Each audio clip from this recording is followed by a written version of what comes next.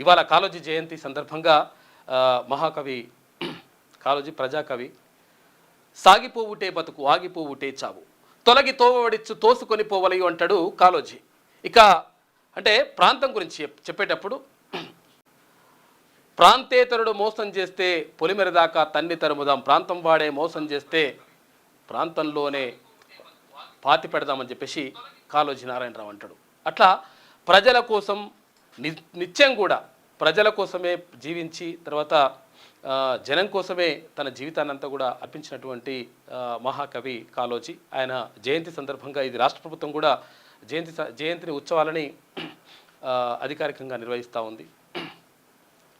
కాళోజీ ఎప్పుడు కూడా నా గొడవ అంటే ఆయన కవిత్వం అంతా కలిసి ఒక పుస్తకం తీసుకొచ్చిండ్రు, అది నా గొడవ.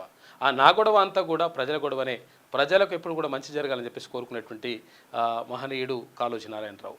తర్వాత ఏది భాషకు ఏ భాష రాని ఇది ఏమి వేషమురా, ఈ భాష ఈ వేషమివరి కోసమురా, అన్య భాషను నేర్చి ఆంధ్రంబురాదనుచు సకిలించు ఆంధ్రుడా చావెందుకురా అంటాడు.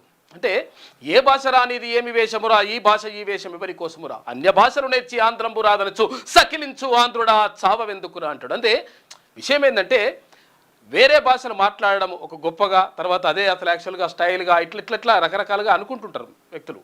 కానీ మన భాషలో మాట్లాడుకోవాలి, మన యాసలో మాట్లాడుకోవాలి. మనము అయితే ప్రజల భాష మనం భాష కావాలి, జనం భాష మన భాష కావాలి, అప్పుడు మాత్రమే మనల్ని ఆదరిస్తామని చెప్పేసి కాళోజీ నారాయణరావు చెప్పిండ్రు. ఆయన నిజంగా కూడా గొప్ప మహనీయుడు, ఆయనకు క్యూన్యూస్ నివాళులు అర్పిస్తూ ఉంది. ఇక ఇవాళ